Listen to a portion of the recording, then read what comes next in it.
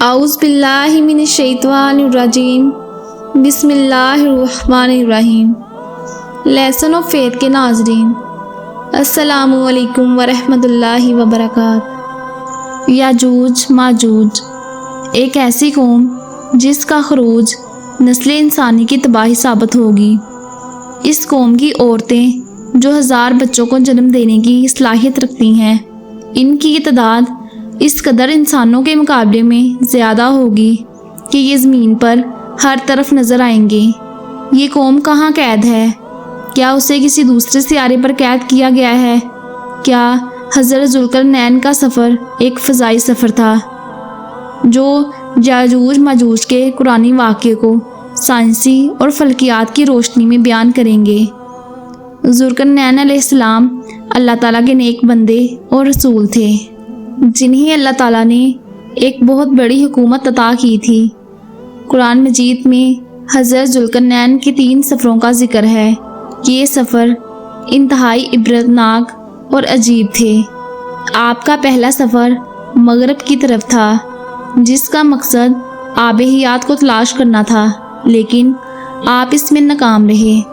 آپ کا دوسرا سفر مشرق کی طرف تھا، جہاں آپ نے ایک خانہ بدوش غیر مہذب قوم کی مدد کی، اور سب سے عجیب و غریب شمال کی طرف تھا۔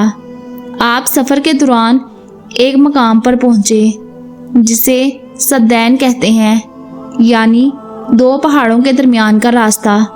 یہاں ایک قوم آباد تھی جو ایسی زبان بولتی تھی جو سوچ سے بالاتر تھی۔ ان کے ساتھ حضرت ذوالقرنین علیہ السلام نے اشاروں کے ساتھ باتیں کی۔ انہوں نے حضرت ذوالقرنین علیہ السلام سے شکایات کی کہ پہاڑ کے اس طرف ایک قوم آباد ہے۔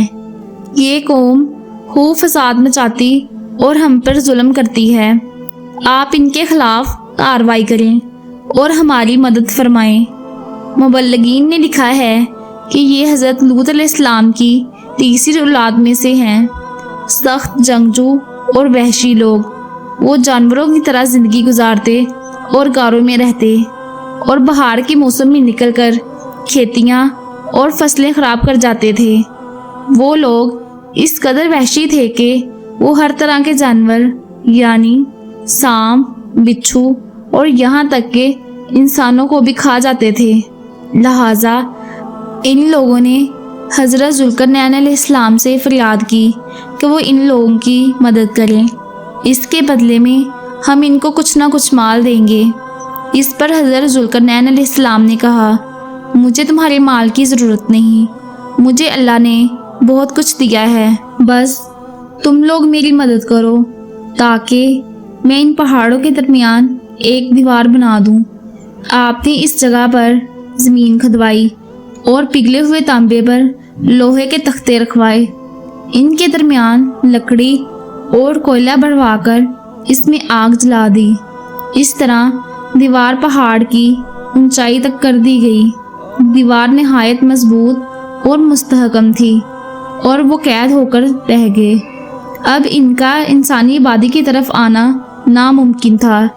ان لوگوں نے حضرت ذوالقرنین علیہ السلام کا شکریہ ادا کیا تو حضرت ذوالقرنین علیہ السلام نے کہا کہ یہ دیوار وقتی طور پر یاجوج ماجوج سے بچائے گی، لیکن ہر چیز کا خاتمہ طے ہے، لہٰذا یہ دیوار بھی ایک دن ختم ہو جائے گی اور یاجوج ماجوج اس دیوار سے باہر نکل آئیں گے۔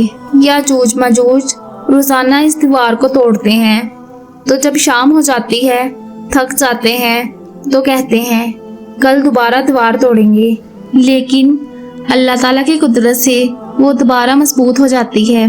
لیکن جب یہ دیوار ٹوٹنے کا وقت آئے گا تو ان میں سے ایک کہے گا کہ دیوار انشاءاللہ کل توڑیں گے۔ انشاءاللہ کی برکت سے دوسرے دن وہ دیوار پوری کی پوری ٹوٹ جائے گی۔ وہ وقت قیامت کے قریب ہوگا۔ اس وقت زمین پر ہر طرف فتنہ ہوگا، اور یہ زمینوں اور دریاؤں کا پانی بھی پی جائیں گے، درختوں اور جانوروں کو کھا جائیں گے، زمین کے ہر خطے میں دوڑتے پھریں گے۔ یاجوج ماجوج کون ہیں اور یہ کہاں موجود ہیں، اس کے بارے میں علماء اور محققین کی ہر دور میں رائے مختلف رہی ہے، اس میں کثرت سے اختلاف پایا گیا ہے۔ ایک نظریے کے مطابق یہ منگول نسل سے ہیں اور 11ویں صدی میں اسلامی ممالکوں پر حملہ کر کے ان میں خوب تباہی مچائی۔ دوسری رائے یہ ہے کہ یہ امریکی اور یورپی اقوام ہی یوج مجوج ہے، کیونکہ عیسائی لٹریچر میں اسے گوگ اینڈ میگوگ سے جوڑا گیا ہے۔ 18ویں صدی میں دنیا کے مختلف خطوں پر قبضہ کیا اور تباہی مچائی۔ تیسرا نظریہ یہ ہے کہ یہ ترک نسل سے تعلق رکھتے ہیں، جنہوں نے عہد وسطیٰ میں حملہ کر کے اپنی حکومت قائم کی تھی۔ لیکن اب سوال یہ پیدا ہوتا ہے کہ وہ دیوار کہاں ہے جو حضرت ذوالقرنین علیہ السلام نے یاجوج ماجوج سے حفاظت کے لیے بنائی تھی۔ تاریخ میں موجود وہ قدیم اور عظیم دیواریں جن کے ساتھ ان کو جوڑا جاتا ہے، ان میں دیوار چین، دیوار قفقاز اور جنبری کی دیوار برہن شامل ہیں۔ لیکن یہ تمام دیواریں اتنی مضبوط نہیں جن کو توڑا نہ جا سکے، اور یہ تانبا پلائی اور لوہا پلائی دیواریں نہیں ہیں۔ یہ دیواریں حضرت ذوالقرنین علیہ السلام کی دیوار پر اطلاق نہیں کی جا سکتی۔ جدید علماء نے یاجوج ماجوج کے متعلق ایک سائنسی نظریہ پیش کیا ہے جو قابل غور ہے۔ حضرت ذوالقرنین علیہ السلام ایک انسان نہیں، فرشتے تھے۔ جیسا کہ بعض روایات میں آتا ہے کہ ایک دن ایک آدمی نے دوسرے آدمی کو کہا، او ذوالقرنین، تو اس پر حضرت علی نے کہا، تم لوگوں کے لیے اتنا کافی نہیں کہ تم لوگ پیغمبروں کے ناموں پر نام رکھتے ہو کہ اب تم فرشتوں کے نام بھی ایسے پکارنا شروع ہو گئے ہو۔ اس روایات سے ثابت ہوتا ہے کہ حضرت ذوالقرنین علیہ السلام الیگزینڈر دا گریٹ یا سائرس نہیں بلکہ ایک فرشتے تھے، جیسا کہ لوگ ان کو ان بنیادی بادشاہوں سے جوڑتے ہیں۔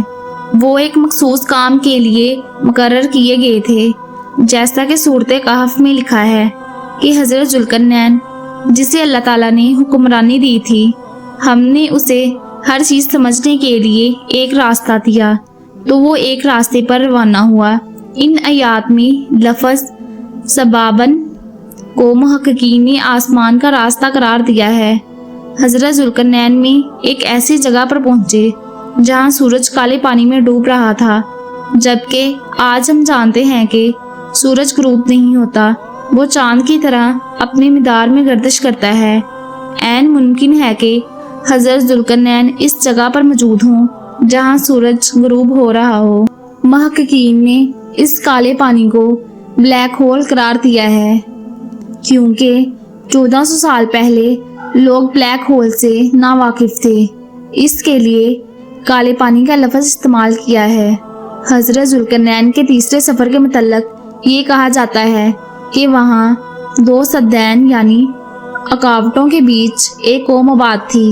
سد کے معنی قدیم علماء نے پہاڑ سے لیے ہیں، لیکن جدید ترین میں اسے پہاڑ نہیں بلکہ نیبولا قرار دیا گیا ہے، کیونکہ فلکیات میں سد کے معنی کسی گلیکسی میں گیس اور گرد و غبار کا خطہ ہوتا ہے۔ یعنی تیسرے سفر میں حضرت ذوالقرنین ایک گیس کے خطے یعنی نیبولا میں پہنچے۔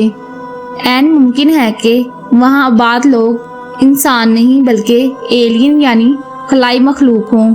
انہوں نے حضرت ذوالقرنین سے درخواست کی کہ وہ ایک ایسی دیوار بنا دیں تاکہ وہ یاجوج ماجوج سے محفوظ رہیں، جس کی دلیل یہ ہے کہ لفظ ارض استعمال ہوا ہے جس کے معنی صرف زمین ہی نہیں بلکہ دوسرے سیارے بھی ہوتا ہے۔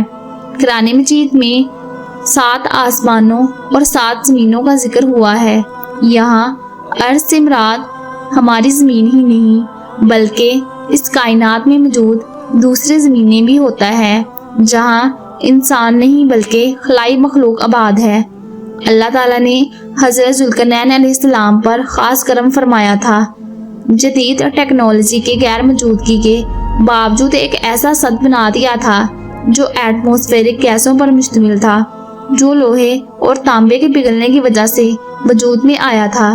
ان گیس کے اس گرد و غبار کی موجودگی پر اس گیس نے ان کے گرد دیوار بنا دی اور اس میں وہ قید ہو کر رہ گئے کہ یہ کوئی نیا نظریہ نہیں جو صرف آج کی سائنس نے دیا ہے، بلکہ اس سے ملتا جلتا نظریہ صحابہ کرام سے بھی ملتا ہے۔ مثلاً حضرت کعب نے یہ دعویٰ کیا کہ حضرت ذوالقرنین نے اپنا گھوڑا ستاروں کے ساتھ باندھا تھا، جس پر حضرت معاویہ نے اسے منع فرمایا کیونکہ لوگ اس بارے میں اس وقت نا واقف تھے۔